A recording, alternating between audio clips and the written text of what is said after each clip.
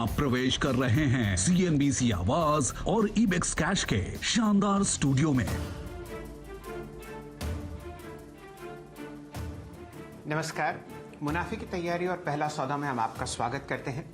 आज दिसंबर का पहला ट्रेडिंग सेशन है और नवंबर को जब हमने नमस्कार किया तो आपने लगभग 40,000 करोड़ की विदेशी सेलिंग बाजार में आती हुई देखी है।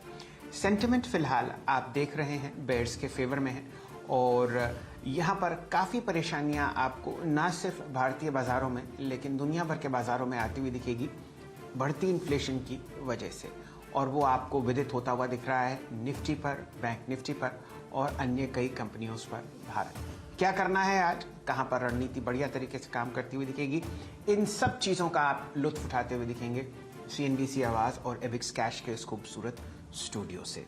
वीरेंद्र जी को जोड़ते हैं, जानने की चेष्टा करते हैं कि आज की रणनीति क्या होगी। कुमार साहब।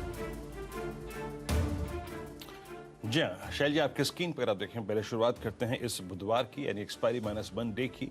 SGX निफ्टी आपकी स्क्रीन पर 17,141 पर ट्रेड करता हुआ। तो एक यहाँ पर कल के सेल ऑफ के बाद स्पेशली अगर आप देखें कल जिस प्रकार से अगर आप देखें हमने आखिरी के 1 घंटे में सेलिंग देखी, डाउ फ्यूचर्स सिंक कर रहे थे, यूएस में मार्केट में गिरावट है, लेकिन उसके बाद अगर आप देखें करीब आधा % की गिरावट है, ये तेजी माफ की जगह SGX निफ्टी में झलक रही है। एशिया को अगर आप देखें तो वहाँ पे शंघाई बिल्कुल फ्लैट है, लेकिन हैंगसेंग में इस वक्त अच्छी खासी तेजी बनती हुई 1.25% की। स्ट्रेट टाइम्स लगभग 3082 के स्तर पे लगभग 1.25% ऊपर ट्रेड करता हुआ है। तो यहाँ पर हैंगसेंग स्ट्रेट टाइम्स अगर आप देखें तो अच्छी खासी तेजी लेके कारोबार कर रहे हैं। And same is the case with Nikkei और कॉस्पी और ताइवान का इंडेक्स अगर आप देखें तो कॉस्पी और ताइवान का जो निक्केई है वो इस वक्त अच्छा तेजी लेकर कारोबार करते हुए 1.5% ऊपर। निक्केई अगर आप देखें तो इस वक्त ऑलमोस्ट 250 अंक ऊपर 1% की मजबूती के साथ। तो जो गिरावट एशिया ने कल महसूस कर ली और आई थिंक जो फैक्टर इन कर ली, उसके बाद यूएस की गिरावट पर बहुत स्ट्रांगली रिएक्ट इस वक्त एशियन मार्केट्स नहीं कर रहे हैं और यही कुछ हाल है इस वक्त SGX निफ्टी का। डाउ फ्यूचर्स याद रखिएगा इस वक्त 130 अंक ऊपर हैं और साथ ही साथ नैस्डैक फ्यूचर्स 135 अंक ऊपर ट्रेड कर रहे हैं। तो मॉर्निंग ग्रीन सिग्नल से भरी हुई है। आज इस कार्यक्रम मुनाफे की तैयारी और पहला सौदा में जो पैनल है आपकी स्क्रीन पर रखता हूं। याद रखिएगा आज हमारे साथ मौजूद होंगे मुंबई से वीर की मयूरेश जोशी, उनसे करेंगे बातचीत। राजेश सतपुते.com के राजेश सतपुते होंगे हमारे साथ बातचीत करने के लिए।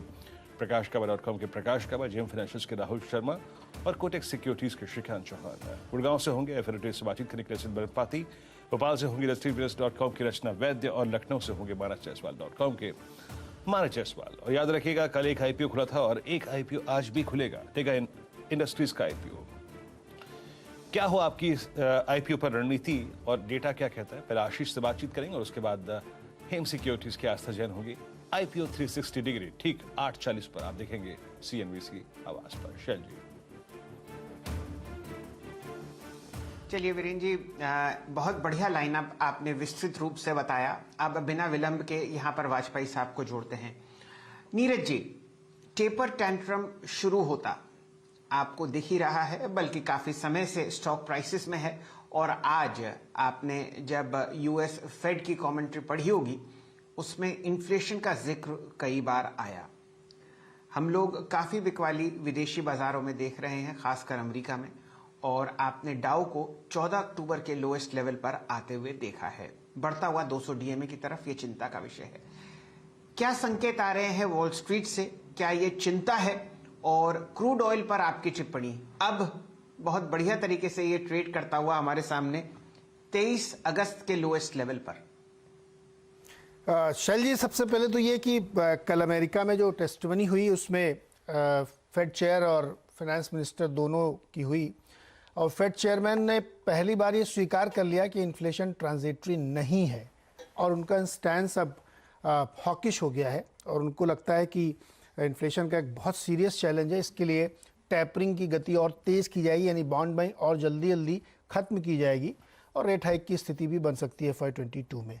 ये बयान और उनका स्टैंस जैसे ही चेंज हुआ, मार्केट में एक तेज़ गिरावट देखने को मिली। हालांकि दोपहर में कुछ लोगों ने अंदाज़ा लगा लिया था कि इतने दिन से अगर वो नहीं मान रहे थे और अब अचानक से उन्होंने इतना अपना व्यू ही चेंज कर दिया, तो उसका इम्पैक्ट मार्केट में देखने को मिला है।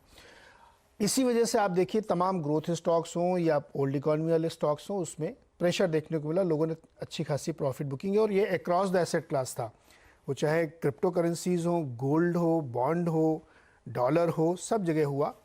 हालांकि अभी भी डॉलर इंडेक्स उस लेवल पे है जो हमारे लिए चिंता का कारण है। प्लस ये जो ओमिक्रॉन आया है, इसकी वजह से क्या दिक्कत हो सकती है अभी अंदाजा